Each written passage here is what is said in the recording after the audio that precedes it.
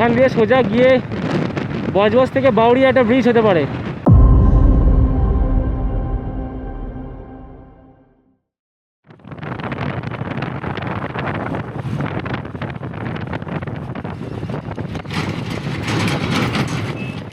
এখন আছি আমি কলকাতার স্পিতি ভ্যালিতে। As per my last video, as I said, রাস্তার অবস্থা এখন একই আছে, রাইট। আজকে আমরা যাবো লেফট। ডেস্টিনেশন হচ্ছে বাটানগর। বাটানগরে বড় দুর্গাপুজো হয়, সেই দুর্গাপুজোর পরে চলতে থাকে হচ্ছে একটা বড় মেলা। আজকে যাবো সেই মেলা দেখতে। যে রাস্তা দিয়ে যাবো সেটা হচ্ছে সম্প্রীতি ব্রিজ। পুরো সম্প্রীতি ব্রিজটা আছে কভার করব। এখন জাস্ট উঠে পড়েছি ব্রেস ব্রিজের যে রেলওয়ে ওভারব্রিজ, সেখানে সামনে আছে জিঞ্জিরা বাজার। এখান থেকে আমরা নিয়ে নেবো হচ্ছে লেফট।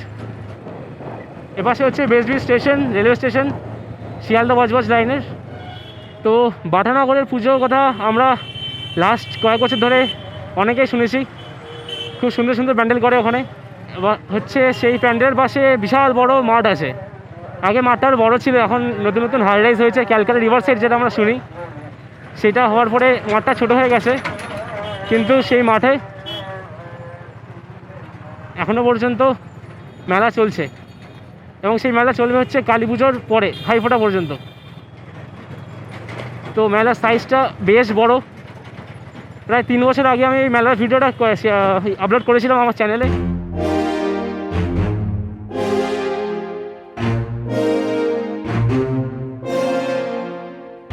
যেরকম ট্রাকের সংখ্যা সেরকম ধুলোর পরিমাণ।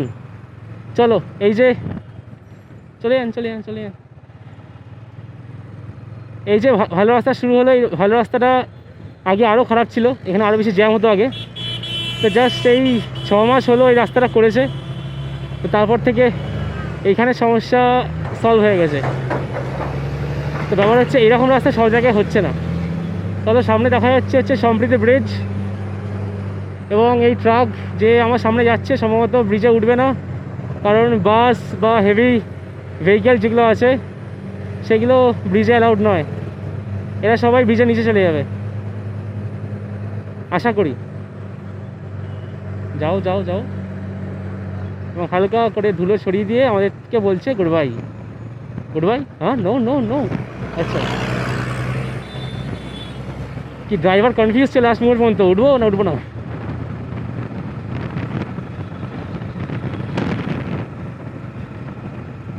তো এই ভাববার কারণ হচ্ছে যে সম্প্রীতি ব্রিজের নিচে যে রাস্তাটা, এটা কদিন আগে শুনেছিলাম ঠিক হয়ে গেছে, কিন্তু এই যে বর্ষাকাল গেল এতে সম্ভবত আবার খারাপ হয়ে গেছে। তো ম্যাক্সিমাম টাইম ট্রাক বাসটা চেষ্টা করে ব্রিজের উপরে রুটটা নেওয়ার।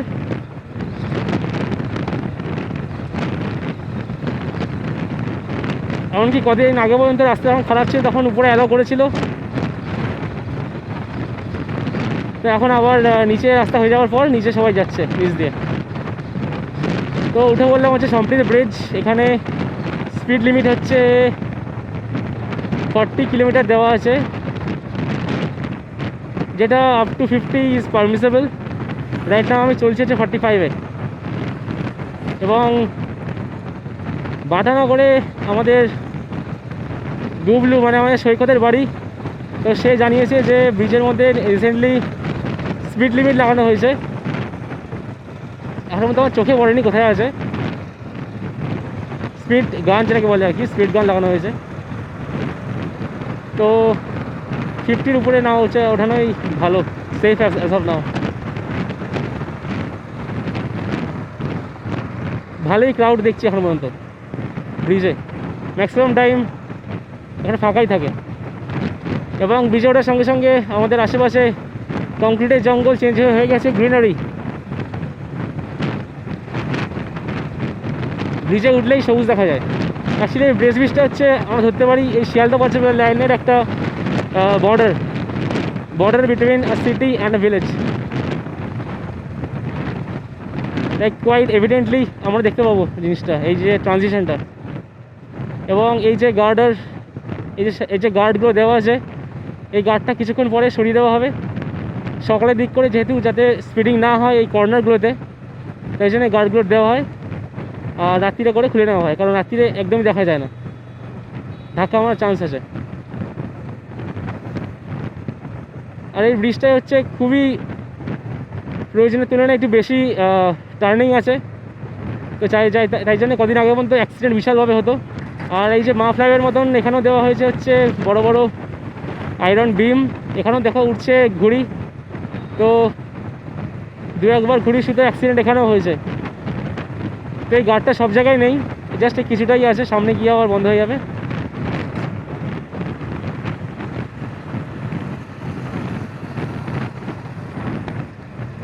তো বলতে পারো যারা যেতে চায় হচ্ছে এই ব্রেস ব্রিজ থেকে বাটানগর বজবজের দিকে, বিশেষ করে 4 হুইলার্স, আমাদের মতো 2 হুইলার, তাদের জন্য এই ব্রিজটা খুবই দরকারি ছিল, কারণ নিচে অনেক বিজি রাস্তার উপরে অনেক বড় কোম্পানি আছে, মার্কেট পড়ে, তারপরে সন্তোষপুর আখড়া যে স্টেশন, সেই স্টেশন রোড এসে মিশেছে, তো বিশাল বেশি কনজেস্টেড নিচে। সো এটা ডেফিনেটলি ভীষণ দরকার ছিল।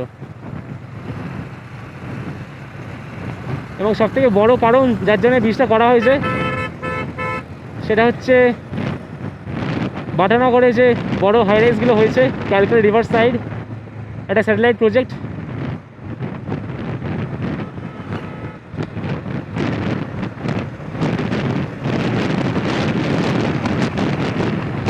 সেই প্রজেক্টগুলোর জন্য মেনলি করা হয়েছে এটা। এমনকি রিসেন্টলি একটা প্ল্যান তৈরি করা হচ্ছে, যেটা কলকাতা চারপাশ দিয়ে ঘিরে হবে হচ্ছে সার্কুলার রোড, সেই সার্কুলার রোডের পার হতে পারে এই রাস্তাটা। যদি সেটা রিয়েলিটি হয় তো এখান দিয়ে সোজা গিয়ে বজবজ থেকে বাউড়িয়া একটা ব্রিজ হতে পারে, তো সেটা হলে এই ব্রিজটার দূরত্ব তখন বিশালভাবে বেড়ে যাবে। এবং নিচে দেখতে পাচ্ছি বড় বড় দুর্গাপুজো প্যান্ডেল, জাস্ট এক সপ্তাহ আগে, আজকে হচ্ছে সানডে, লাস্ট সানডে ছিল, লাস্ট স্যাটারডে ছিল হচ্ছে দশমী। এই থার্সডে গেল লক্ষ্মী পুজো, সামনে 2 সপ্তাহ পরেই আসছে কালী পুজো, তো এখন বিশালভাবে ফেস্টিভ সিজন।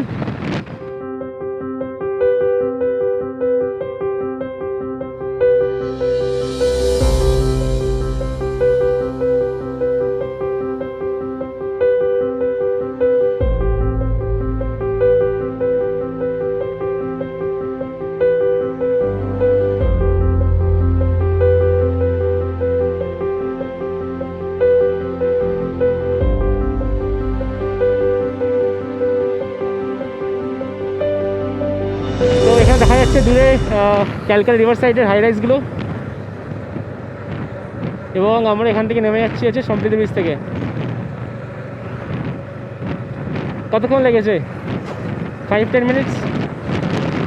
সো এতটা রাস্তা আমাদের সেভ করে দিয়েছে সম্প্রীতি ব্রিজ। চলো, সম্প্রীতি ব্রিজ চলে এসেছি, শেষ হয়ে গেছে। এবার আমরা যাব হচ্ছে রাইটে হচ্ছে বড় দেখতে পাবো ক্যালকাটা রিভার সাইডের বড় গেট, এখান থেকে যাব হচ্ছে আমরা সৈকতের বাড়িতে গেট।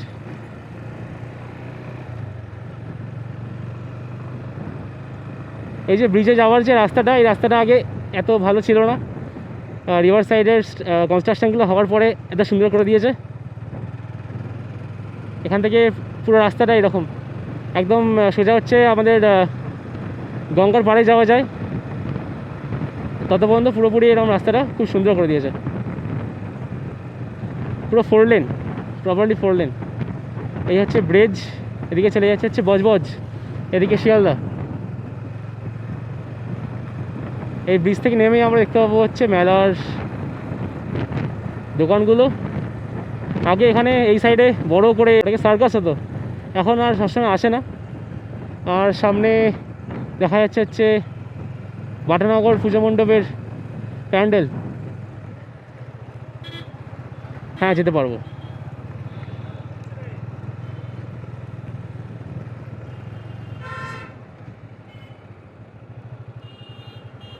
আর সামনে আসছে হচ্ছে বাটানগর নিউল্যান্ডের পুজো মণ্ডপ, পাশে হচ্ছে বাটানগর স্টেডিয়াম, ফুটবল স্টেডিয়াম, ছোটো করে গ্যালারি করা আছে। এটা এবছর হয়েছিল হচ্ছে বেলুর মঠ, এটা অর্ধেক খুলে ফেলা হয়েছে অলরেডি।